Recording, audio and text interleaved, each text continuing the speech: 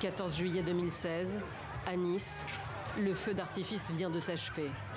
Des personnes tentent de stopper un camion engagé sur la célèbre promenade des Anglais. En vain, le véhicule de 19 tonnes accélère et fonce dans la foule. La course folle prend fin au bout de 2 kilomètres. Le chauffeur sort, tire avec un pistolet avant d'être abattu par la police. Dans les rues adjacentes, c'est la panique, le chaos. Environ 30 000 personnes participaient à la fête nationale. Le camion il est arrivé, il a écrasé tout sur son passage, après il s'est arrêté. Vous avez vu beaucoup de gens blessés? Beaucoup de gens morts. En 4 minutes et 17 secondes, 86 personnes, dont 16 mineurs, sont tuées. Des centaines d'autres sont blessés.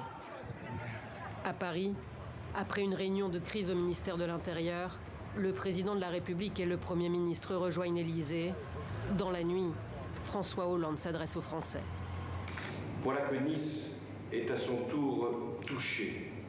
C'est toute la France qui est sous la menace du terrorisme islamiste. L'état d'urgence est prolongé de 3 mois. Le parquet antiterroriste se saisit de l'enquête. Daesh revendique l'attaque 36 heures après les faits, alors que le chauffeur du camion bélier est déjà identifié. Il s'agit de Mohamed Lawesh Boulel, un Tunisien de 31 ans. Son domicile est perquisitionné dès le lendemain de l'attentat.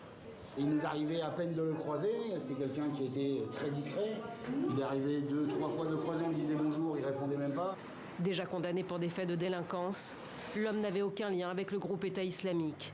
Instable, violent, avec les femmes surtout, il se serait radicalisé sur le tard. On ne peut pas exclure qu'un individu très équilibré et très violent, et ça il semble que sa psychologie témoigne de ses traits de caractère, est à un moment dans une radicalisation rapide, était engagé dans ce crime absolument épouvantable. 6 ans après l'attentat le plus meurtrier sur le sol français, après ceux du 13 novembre 2015, 8 accusés comparaissent à partir de ce lundi devant la cour d'assises spéciale de Paris pour un nouveau procès terroriste hors norme.